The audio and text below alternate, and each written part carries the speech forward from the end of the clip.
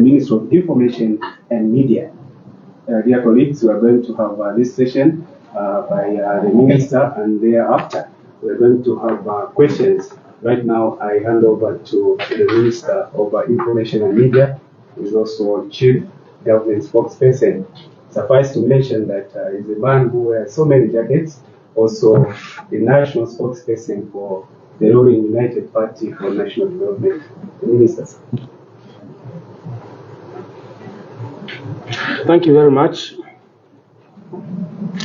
And good afternoon, countrymen and women and the youth of our country, Zambia.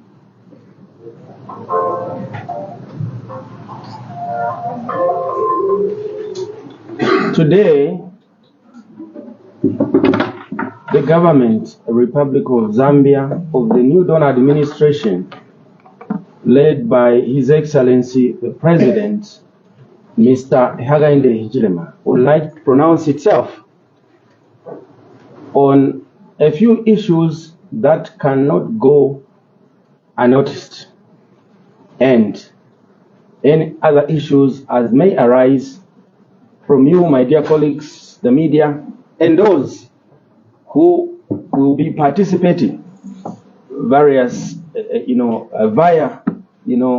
through various media platforms.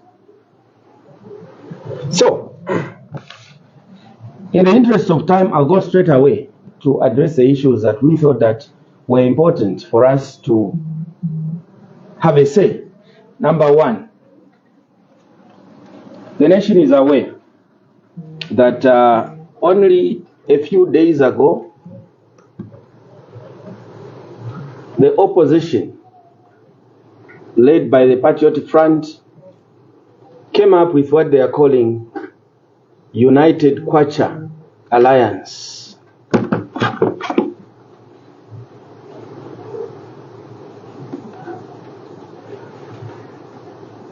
The opposition came up with what they are calling United Kwacha Alliance, which is an alliance, as we have been told as citizens, that is meant to amalgamate the opposition together to face the UPND alliance in the 2026 general elections. We would like to place on record as government that we welcome the formation of the United Kwacha Alliance. This is a living testament that the democratic space in this country, Zambia, is ever widening. The creation of this United Kwacha Alliance is an indictment that the citizens of this country are fully enjoying their freedoms, particularly the freedom and right to freedom of association. We therefore want to take this opportunity to indicate that government will not stand on the way of the United Kwacha Alliance in its formation and registration processes, for as long as they meet the legal requirements of the land. We, as government, have no interest whatsoever to halt the progress of the UKA in their tracks. So they can go ahead to register their party, and the party in government has no interest whatsoever other than appreciating that the democratic space in this country is widening. We are also happy to note that this particular political party alliance comes in at a time when the same people who are forming this party have been alleging shrinking democratic space in this country. And quite contrary, their own actions have shown that the democratic space in this country is expanding, because actions speak louder than words. We'll recall that from 2016 to 2021, it is very difficult to recall any political party ever registering itself. There was none, because of the hostile political environment that was so toxic that citizens would not conceive an idea of forming a political party. Barely 2 years of the new Dawn administration in office, political parties are at liberty. Citizens are at liberty to form themselves into organizations such as the United Kwacha Alliance. We want, therefore, to urge all the members of the United Kwacha Alliance to be ambassadors of goodwill to the peace that is reigning supreme in this country, and also to be ambassadors of goodwill to tell the nation and the international community that the democratic space in Zambia is ever expanding, as evidenced by them weekly holding press briefings, going to various media houses to speak their mind, share their opinions, and also to assemble themselves in a manner that they have now done as a political alliance. We want to state that we are happy with their coming together. Maybe now they can begin to consolidate some ideas which they can use as a measure for checks and balances to government.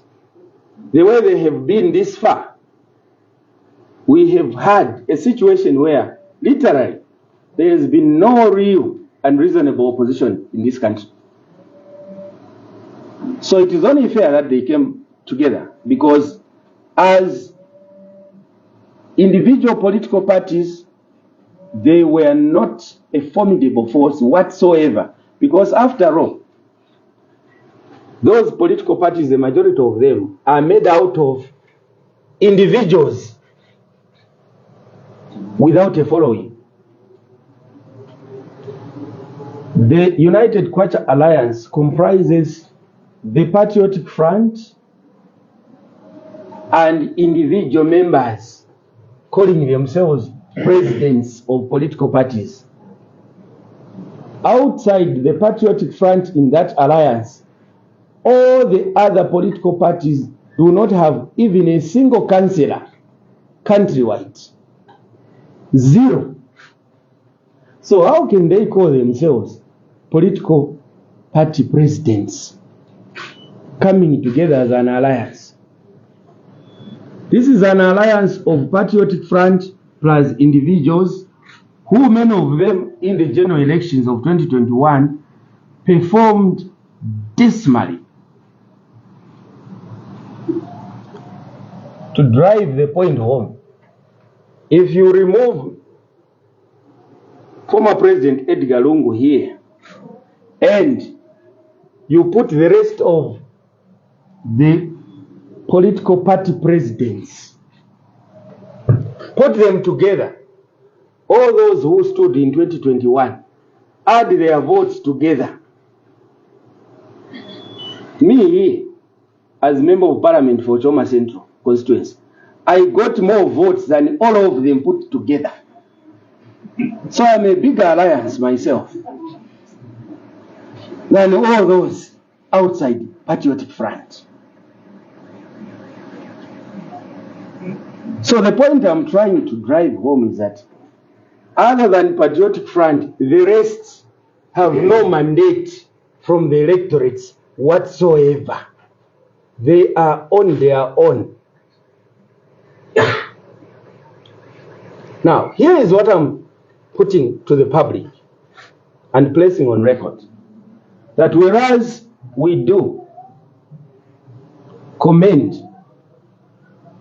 the United Kwacha Alliance information for coming together, we actually note that the real thing behind the United Kwacha Alliance is that finally Patriotic Front has managed to rebrand itself. The so-called United Kwacha Alliance is not an alliance, it is rebranded PF.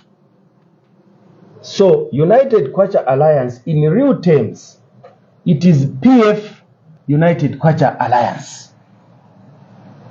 That is PF trying to hide behind a curtain because they have realized that Patriotic Front as a brand name is tainted with political violence, is tainted with divisive and hate speech, is tainted with tribal talk, it is tainted with corruption, it is tainted with maladministration, it is simply a non-sellable brand. They therefore had to come up with a way of disguising themselves as though they were not the ones by calling individuals who have no following and said, we are now forming an alliance. A number of those people, when you look at them, you can clearly see that they are just being used by PF. They are being used as political doormats for the Patriotic Front for it to dust itself of its tainted history. So they should not cheat anyone that there is a new political force in Zambia. There is none. It is the same old wine in the same old bottles. Nothing will change in the trajectory of the politics of this country by the formation of this so-called alliance. We want to call on them, particularly our colleagues in the former ruling party, to come out in the open and say, this is PF rebranded. They will have more decency that way. In the like manner, that when we went to the elections of 2021, we knew who the major player was. We said it's UPND. Then other political parties joined what was then called and now is still called UPND Alliance. So this United Kwacha Alliance is a PF alliance. That is it.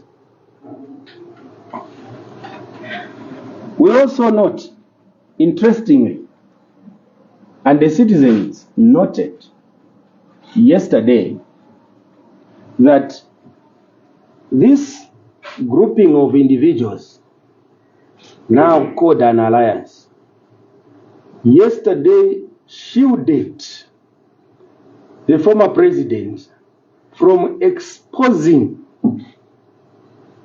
his lack of vision for this country by telling the media to say today all questions should be addressed to the one who is addressing, not to others, because they knew that the media are interested in the former president because he is a man of consequence. He is a leader of this country. He is tested as a leader and he has failed the test. So they say, no, don't ask questions to others, just ask the one who is addressing you, because they know that last time he engaged the media, he fumbled big time. When you, the media, asked him, under the circumstances of the issues you are complaining about, given that these issues of debt restructuring, you were the ones who contracted this colossal debt, what would you have done if you are in office? He said, no, I'm not in State House. Ask HH. Now, what type of opposition would that be, which does not offer alternative policy programs for the citizens? And we are well aware that after that briefing, his colleagues roasted him. Say, how could you answer like that? So yesterday they had to shield him. No, don't ask any other. Ask the officiant. We're also aware that whereas Mr. Sakuba Skota may be fronted as the chairperson or interim chairperson for that alliance, the president or presidential candidate for that alliance going into 2026 elections has already been chosen. It is former President Edgar Chagwa Lungu. That is already settled. Because he's the man behind that idea.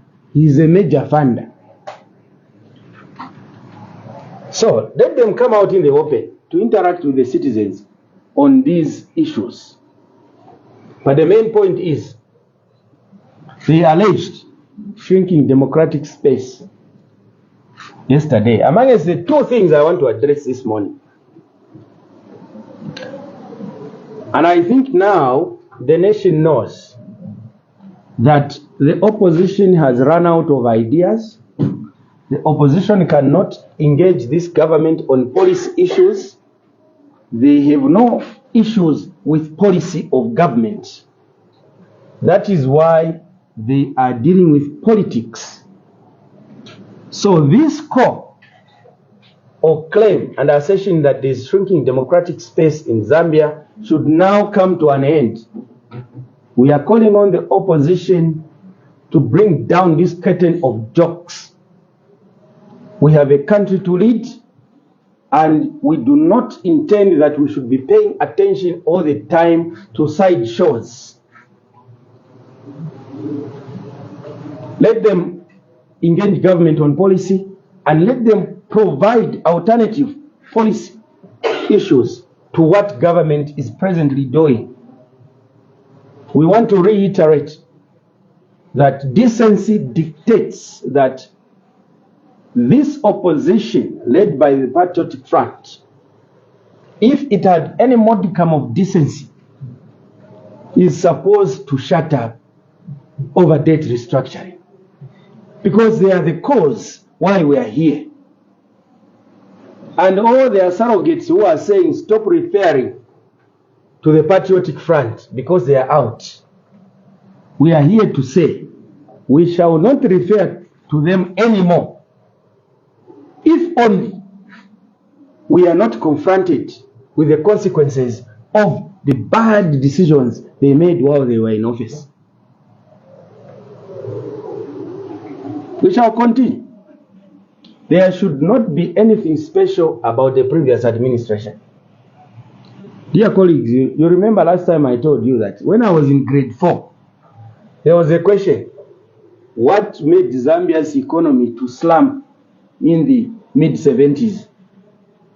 I found that question in first year at university, same question. And the answer was political interference amongst the answers. So what makes PF a special group of people that they cannot be mentioned after all the mess they left the country? Today we are faced with a difficult situation where when you promise to recruit 3,500 teachers and recruit 7,500, there is an outcry of many that remain unrecruited and unemployed. And what is the problem? The problem is not this recruitment process or how it is going about. The problem is because for many years, government institutions and private institutions have been channeling out graduates into the industry without commensurate job opportunities being created by government and industry. You now have a government that has embarked on a very robust manner to try and ensure that many young people are employed in government within the resource envelope to be able to put them on the payroll. Then you have this opposition which has nothing to do. Every day calling press conferences. We are calling on them. Right now there is a by-election in Mansabom. Let's go and meet in Mansabom and not press conferences here in Lusaka, so that we see what people on the ground think. We want to appeal to the citizens of this country not to be swayed by this opposition which has run out of ideas. Every day, politics. We are calling on the opposition to give President HH space to address his mind to dealing with the economic challenges of the country. And that is why I'm here. I know that there could be people out there who are saying, you are always responding to the opposition. That's my job, so that President HH can do his job as well. But he gets detracted by needless controversy and confrontation by the opposition. We urge them not to take for granted the peace that he has granted and guaranteed as by law established. Yesterday,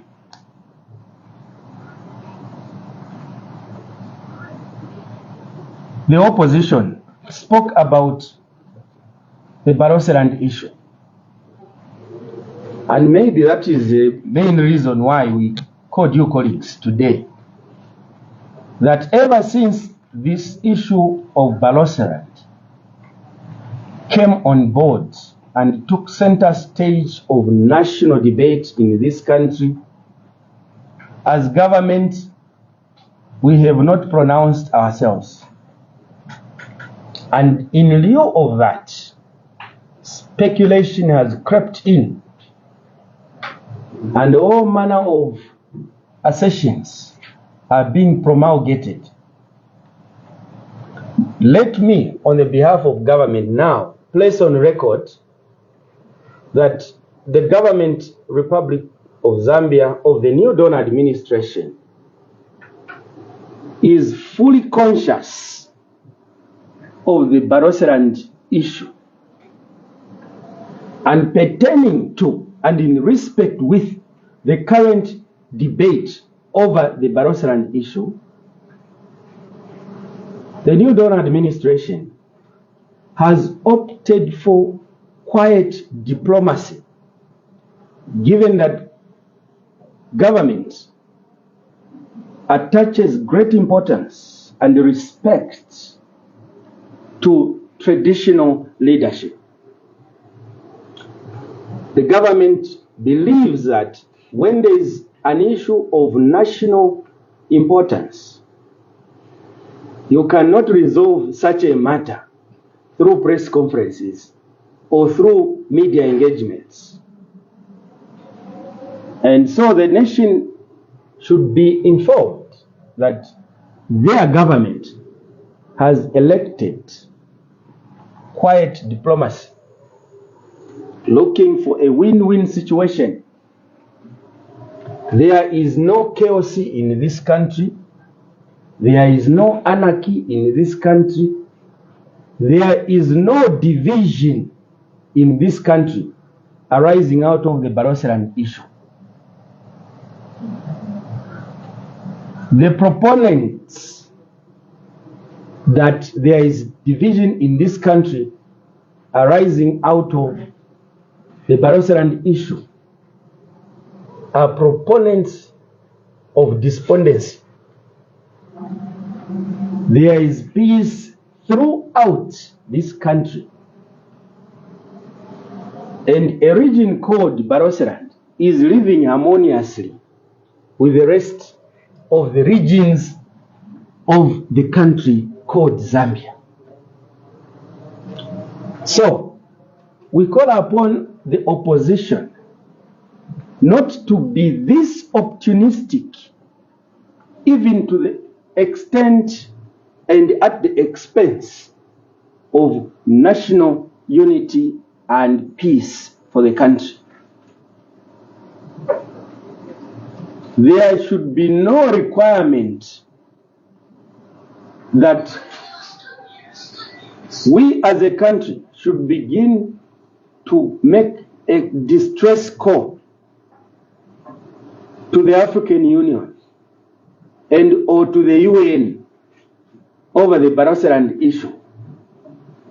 Because the Barotseland issue or question is a national question which is within the purview of the citizens of this country to be able to resolve.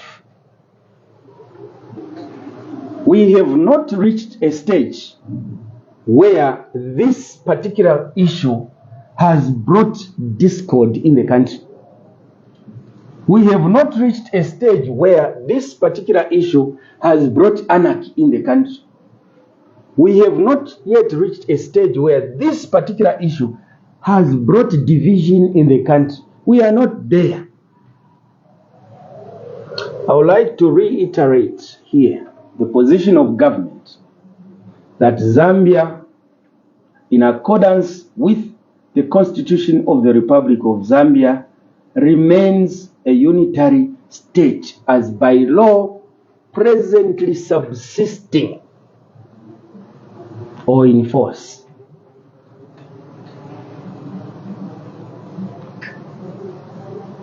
The Constitution of the Republic of Zambia, in terms of Article 1, provides that this Constitution is the supreme law of the Republic of Zambia, and any written law, customary law, and customary practice that is inconsistent with its provisions is void to the extent of the inconsistency. In Article 1(3), the Constitution provides that this Constitution shall bind all persons in Zambia, state organs, and state institutions.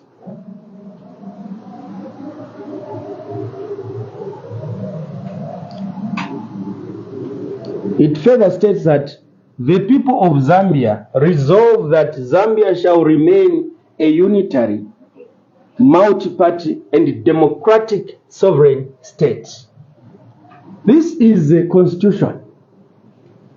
So when President HH says there is no country called Barotseland,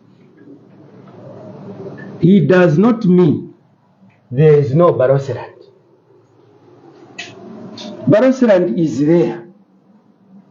It was there before independence. It is here after independence. It shall continue to exist as Barotseland, a region in Zambia. We are wondering why even this should bring consternation to the country. Because Barotseland existed as a British protectorate before independence, just like Northern Rhodesia existed as a British protectorate before independence. None of the two states were countries, as far as information within my possession is concerned. But these two regions amalgamated to form a country called Zambia. So if those who belonged to Northern Rhodesia are taught that there is no country called Northern Rhodesia, why should politicians begin to run circles around? How can you say there is no Northern Rhodesia? Don't you know that we made an agreement to form Zambia? The question is, was there a country called Northern Rhodesia? The answer is no. So if someone says there is no country called Northern Rhodesia in Zambia, why should that be an issue of debate? Simple. And I would like here to reaffirm the position of government that President HH sought to defend the Constitution of the Republic of Zambia.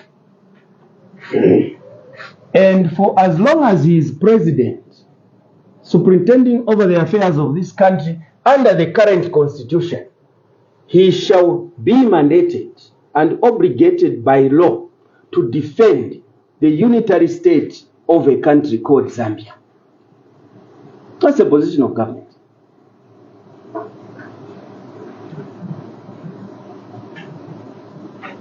There should be no debate. This has nothing to do with disrespecting the BRI. Far from it. After all, President HH is a son to the Dutunga. So how can he disown his own father? For those who want to make political mileage out of this, how can President HH disown the Dutunga, his own father? But the law is clear. In Zambia, there is only one country, made out of 10 provinces, as by law established. Now, it must be understood here very clearly that the Constitution is what binds us together. All of us have surrendered our individual sovereignty into this calabash called the Constitution to ensure that only that which, as a community of people, agree on will take precedence before our individual preferences. So the president sought to defend the Constitution. But the Constitution in itself is a creature of the citizens of this country. And it is not cast in stone, meaning it can be amended, it can be repealed, and if at a particular time citizens will decide that we want to make this country divisible, because it is currently unitary and indivisible, we want to make it divisible. Those who belong to Northern Rhodesia at the time of independence want their own territory. They will choose a name for it. Maybe they will say Northern Rhodesia country. It is in the hands of the citizens of this country, not in the hands of President HH or New Dawn administration. No. That is why the Constitution says we the people, through those representing us in Parliament, have given to ourselves this law. So if some people think that they want a territory of themselves,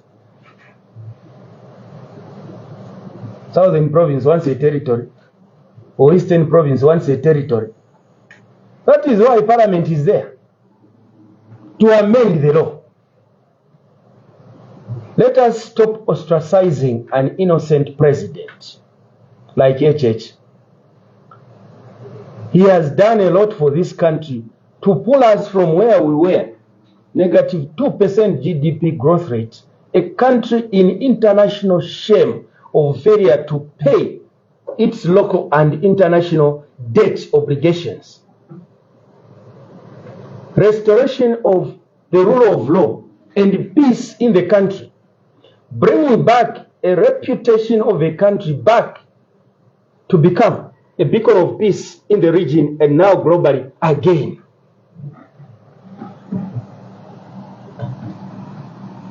We must appreciate, because these gains that Zambia is making are not for President HH, they are for us citizens. So let us not give space to political opportunists who want to malign President HH because they had said he will never be president. And now he is president, courtesy of the people of Zambia. You can read through them, you can pen them down, one by one. Sakwiba Scott, he has a bond to chew with President HH because he stood to become president of the UPND and lost through a democratic ballot at Morobush. And I was his campaign liaison person. I was not in the HH camp myself. I was in Sakwiba's camp. I was his spokesperson for the campaign. And we lost together. Facts must be stated. We lost. After we lost, in the night we met and said, no, we have lost. What do we do? Said, no. Some people said, no, let's form a political party. Some even had already had names. They said, no, even the name is already here. It's ULP. So me was like, so these people knew that we were losing. Why were they making me campaign when they knew we were losing? These are facts.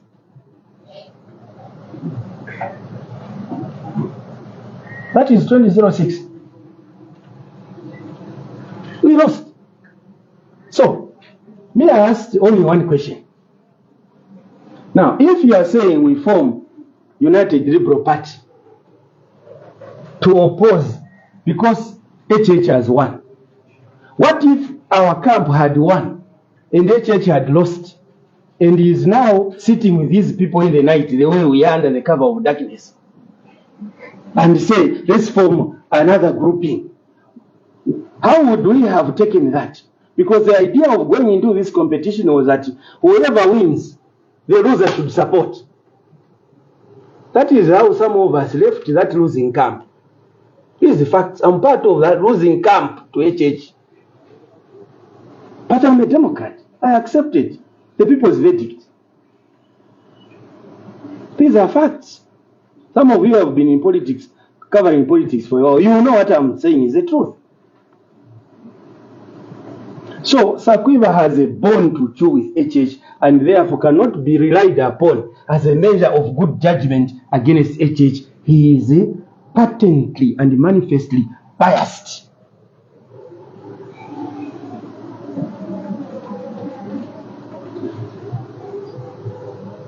Because I can see a number of journalists, some of you are young.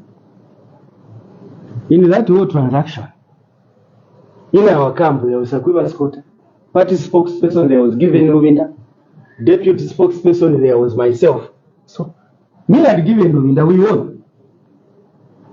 But after our candidate lost, Given Ruvinda also defected with the losing candidate.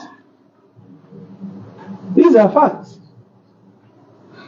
So, when you listen to Sakwiba Scott, when you listen to Given Ruvinda, these are people who are bitter to the bone about HH.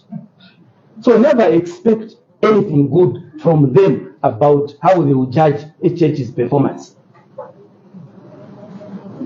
Edith Nawaki.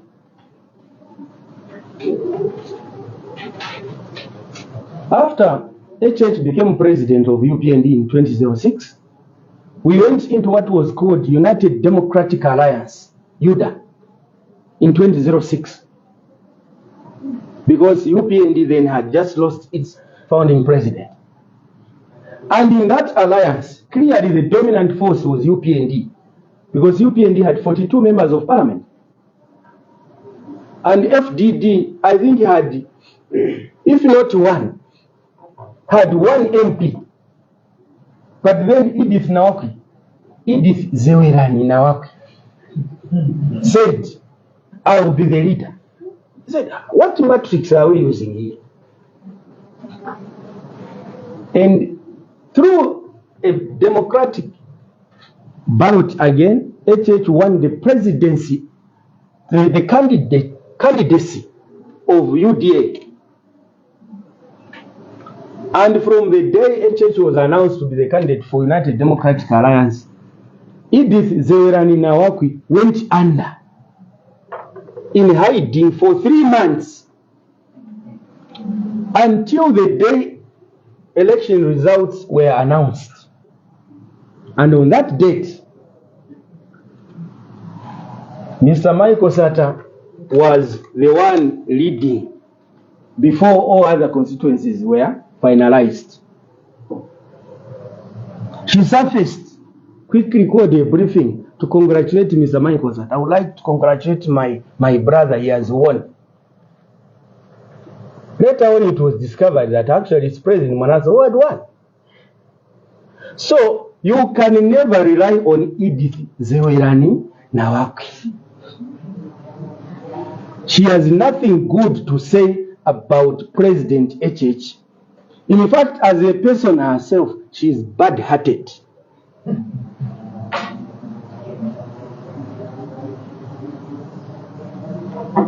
Some of you will recall that I told you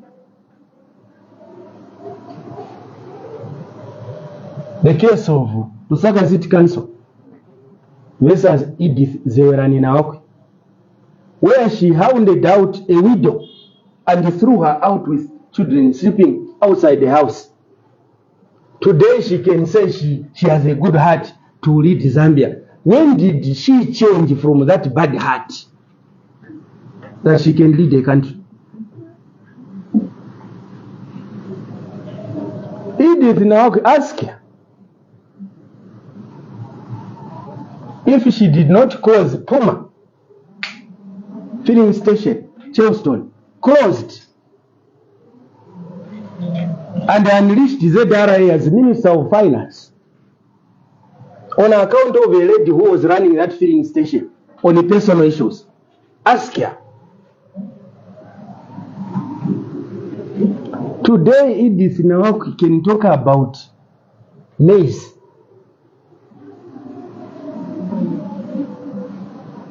GMO maize. The government sold maize. She holds the record of the most unscrupulous and most scandalous maize gate scandal in this country, called the Carrington scandal. Ask her.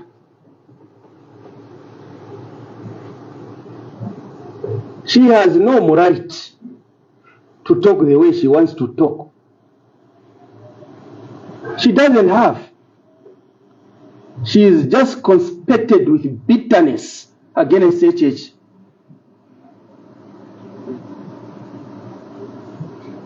And some of us are getting fed up with that kind of malignant bitterness. What has HH done? Is it a crime for him to be president of his own country?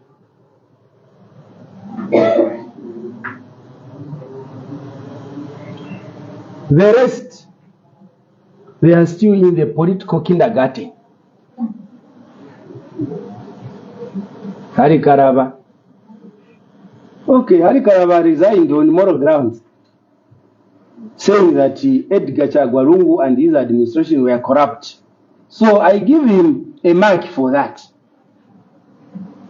But you know the way he's behaving, it's like you run 10 steps forward, then you run 40 going backwards. What progress can you make?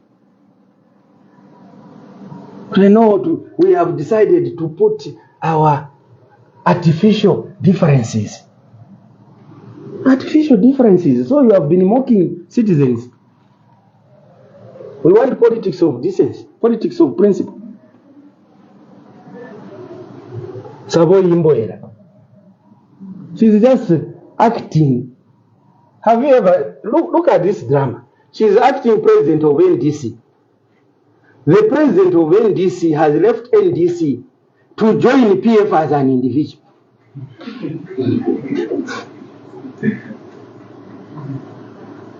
We expected by now Mr. Lungu to see through these political schemes. And I can now begin to disclose that we worked well with Mr. Shimbakambi to bring down Edgar Lungu.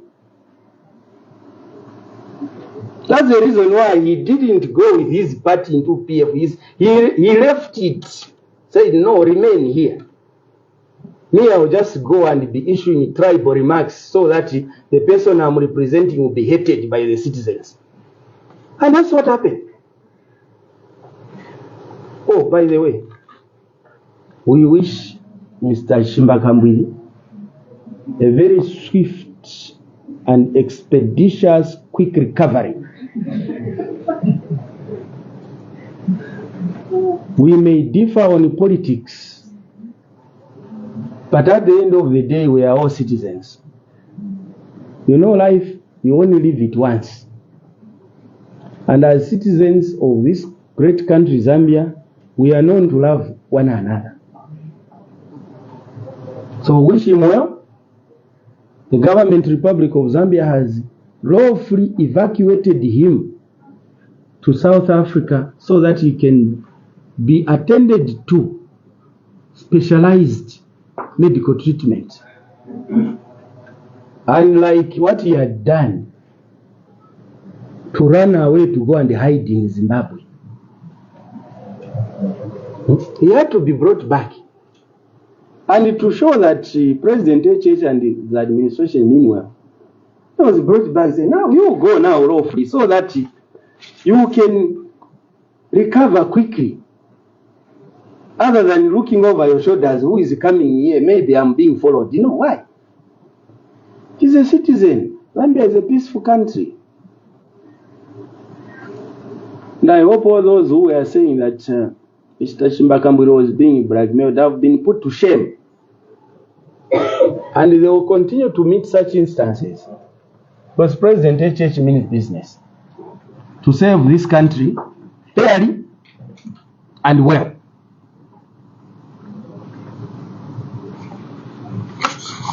Let me end by responding to Mr. Fred Membe.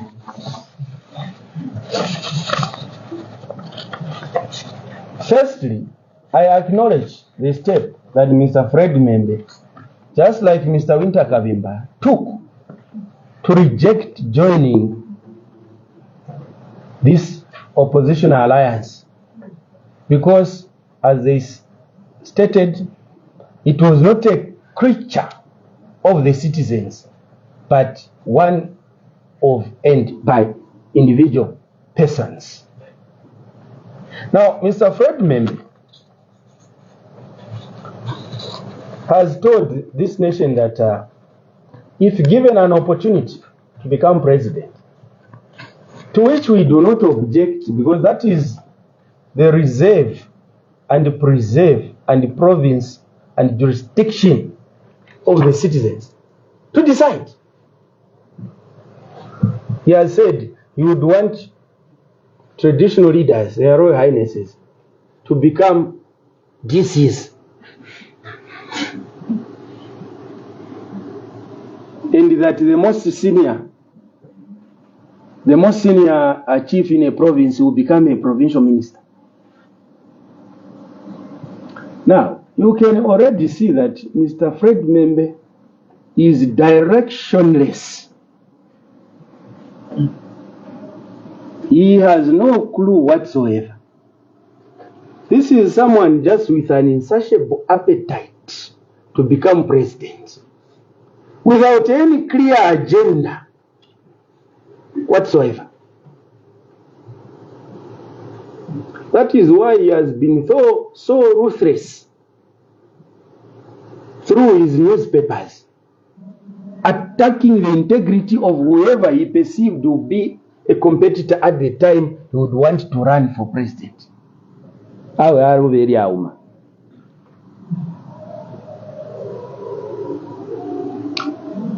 Article 168(2) of the Constitution of the Republic of Zambia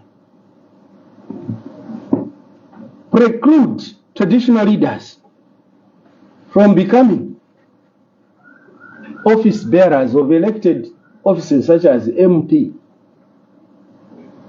and therefore minister. Because if you are going to be a provincial minister, you must be an MP whether elected or nominated. So Mr. Fred Membe is already beginning to propose to breach and violate the Constitution even before he can be considered for election. And further, and of what we deem most important, if Mr. Fred Membe is proposing that the most senior chief in a province will become the provincial minister, we ask him, who is going to be the provincial minister for Southern Province? Which chief? Who is going to become the provincial minister for Eastern Province? Which chief? Who is going to become the provincial minister for Northwestern Province? Which chief? Clearly, Mr. Membe did not think through his assertions. And I must indicate that for once, he held a press briefing that was below par. At least for a man of his stature and of what I know him to be. Because he's my friend, he was my desk mate at law school. The citizens expected more. His performance that day was dismal and shambolic.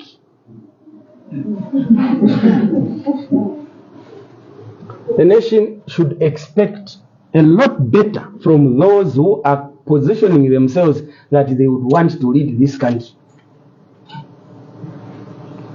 We take his position that he wants to make their Royal Highnesses as DCs to be an affront to the integrity of the royal seat that they occupy. Further, we do not think that it is right that traditional leaders, chiefs, should occupy a position whereof citizens are at liberty to pelt any comments at, because those are respected positions. They are not like these positions we have. Me, you can call me any names. Even now on social media, those who are streaming, people are calling me all sorts of names. I don't care. I'm just doing what is right. But do you phantom to think about a traditional leader being called all sorts of names? We think that that position of traditional leader, a chief, should be preserved. It should continue to be part of our cherished heritage and culture going forward, generation after generation. I thank you so much for your kind audience. Thank you so much, Minister. And dear colleagues, if you have questions, you know the issues that the Honorable has tackled is the issue of the formation of United Kwacha Alliance, the Banosera in the issue, and also wishing a big recovery to Honorable Kambili, and finally the response to Fred Membe. So let's walk around those issues as we ask questions if we do, so that we quickly sign out. Mike, me, I can be asked any question. I'm not like Ed Garou. There you go, colleagues. So you can ask any question. Yes? Okay, so my Honorable Minister, sir, I'm standing very far. I think okay, so my Honorable Come, because you are live on TV.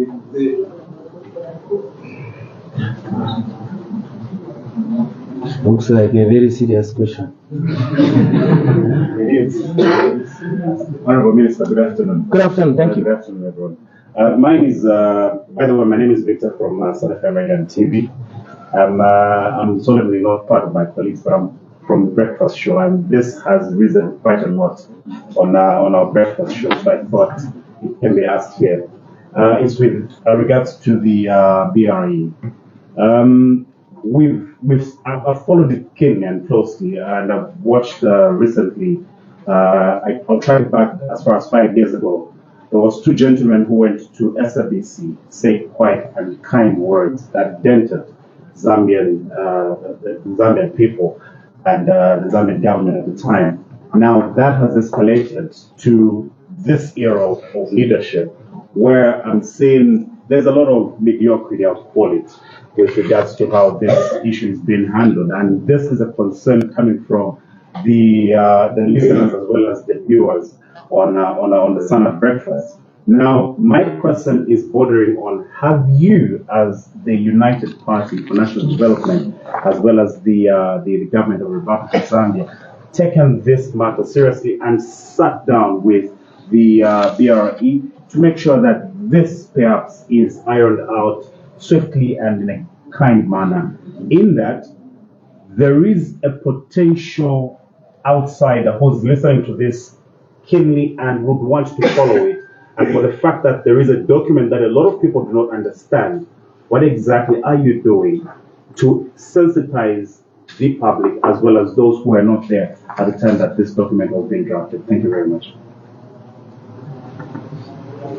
Great. Yes.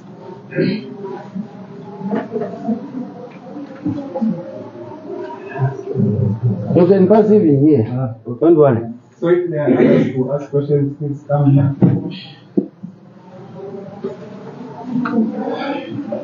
Good afternoon, Honorable Minister. My name is Martin from Hot FM. Mine is just to find out, to get an update with regards to the armyworm situation in the country, and also find out if I know Parliament is resuming tomorrow. So I just want to find out if there's any possibility of tabling into Parliament the public. I'd like to ask a question based on the issue like attending various land. And my question is that what is your advice to the youths on the ground who have found themselves in that situation? Because there's a number of days we've noticed that there's some certain video clips that are circulating on social media where some other members were stopped to go to a certain place after the gate was brought down by state trial. And it was raised that as an internal issue, but it was not in that area.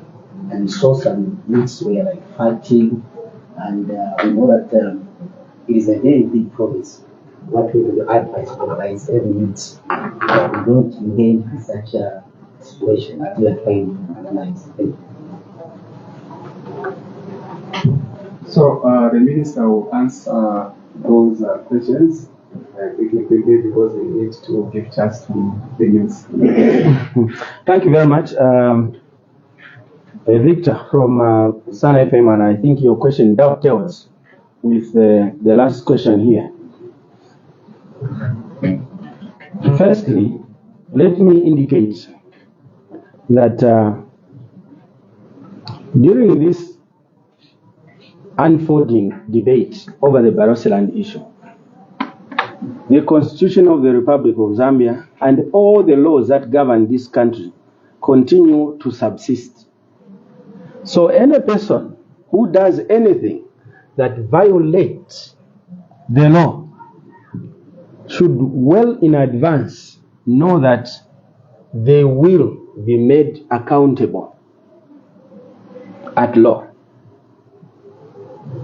I would like to urge citizens to read sections 65 and 69 of the Cybersecurity Act 2021,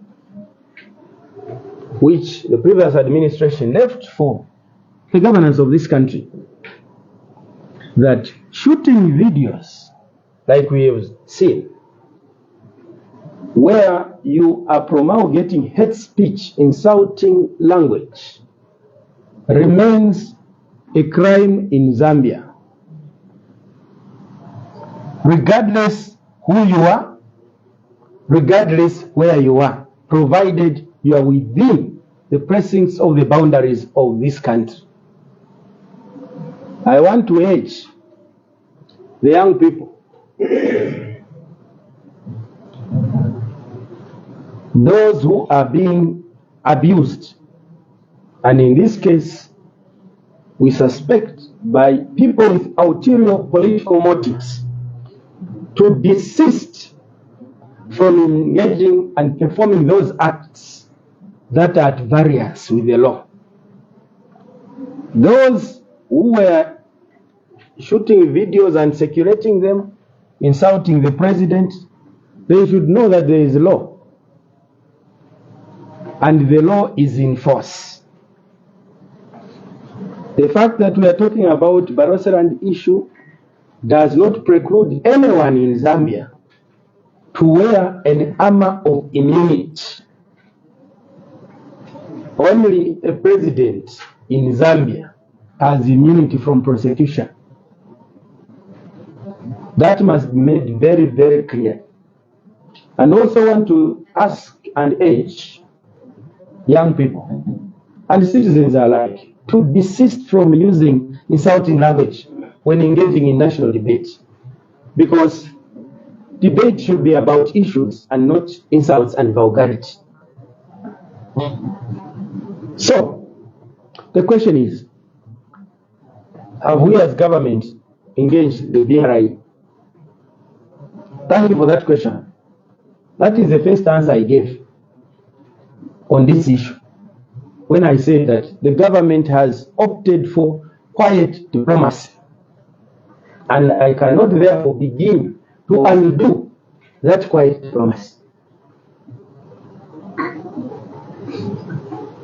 And at the relevant time, if it is deemed fit that further correspondence be given to the nation on this issue or any other related issue, we will definitely be able to engage the nation. For now, we call upon the citizens to remain calm. There is no situation that has gone out of control in Zambia whatsoever. Then there is an issue of the Public Gatherings Bill, which is the current Public Order Act. We're opening Parliament tomorrow. What do we expect? Well, I want to indicate that as we speak now, I've just been exempted. Cabinet is sitting. And among the issues that are being discussed is to come up with legislation that has to be brought before Parliament during this legislative assembly, beginning tomorrow to about something like 28th of March. And for your consolation, once Cabinet is done today with their deliberations, to which I shall join them soon, I should be able to come back to you, dear colleagues, the media, in a day or so to update the nation on the outcomes of Cabinet, deliberations and approvals. And at that stage, I will have an answer to your question. The issue to do with, you asked something to do with army worms, isn't it? Yes. What was it? It's an update. Update. Well, let me not commingle with everything.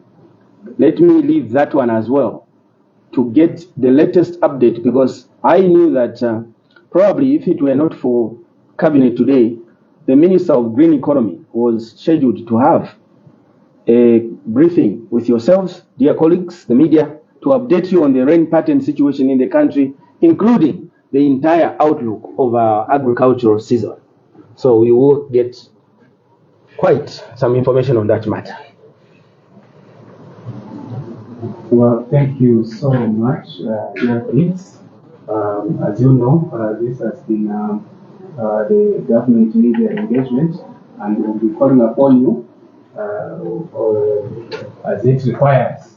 It's not like we're going to have a date or a day fixed for this, but whenever we have issues to communicate, we'll be calling upon you.